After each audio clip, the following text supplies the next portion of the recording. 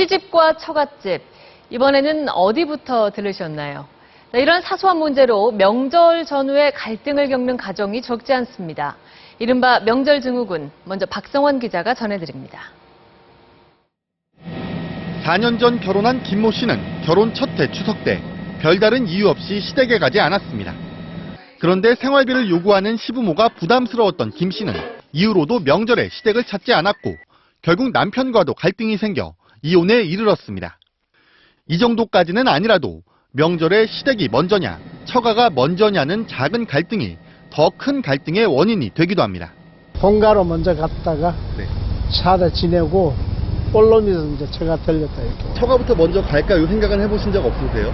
해본 적 없는데요. 명절을 전후해서 벌어지는 부부간의 기싸움이 이혼으로까지 이어지면서 실제 이혼 건수는 전달보다 평균 12%가량 늘어나고 있습니다. 이혼은 부부싸움 한 번으로 결심했다기보다는 그동안 쌓여 있었던 여러 갈등들이 명절을 계기로 수면 위로 드러나면서 이른바 명절 증후군. 외국도 사정은 비슷합니다. 우리와 문화가 비슷한 중국에서는 부부 3쌍 중 1쌍이 시댁과 처가 중 어디를 갈지를 놓고 다툰다는 통계가 있는가 하면 여권이 강한 편인 스웨덴의 경우 연말 연시 연휴가 끝난 직후에 이혼 소송이 늘어난다는 통계도 있습니다. 생김새나 지역은 달라도 문제의 발단은 비슷합니다. 명절 음식 장만 등으로 과도한 노동에 시달리거나 서로 다른 차례 예법을 강요해 갈등이 빚어집니다. 또 다른 사람을 배려하지 않고 지나치게 자기 자랑을 하거나 반대로 신세한탄 등으로 분위기를 흐리게 하는 것도 주요 갈등 요소로 꼽혔습니다.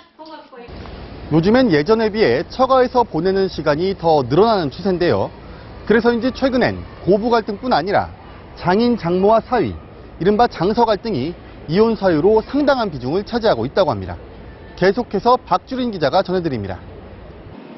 지난해 보건사회연구원이 시댁과 처가를 방문하는 횟수를 조사한 결과 양가 모두 연간 5, 6회가 가장 많았고 차이도 거의 없었습니다.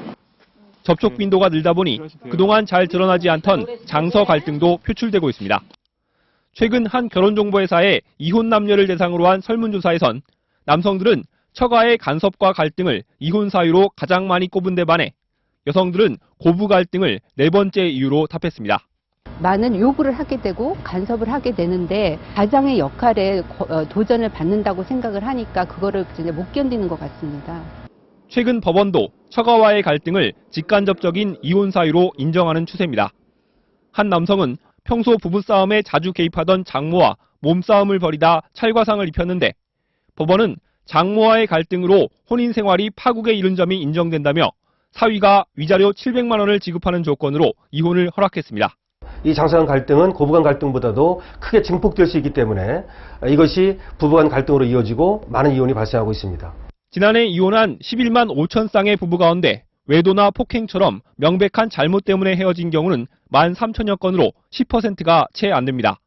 대부분은 불화나 성격 차이 같은 생활 속의 갈등이 주된 원인이었습니다.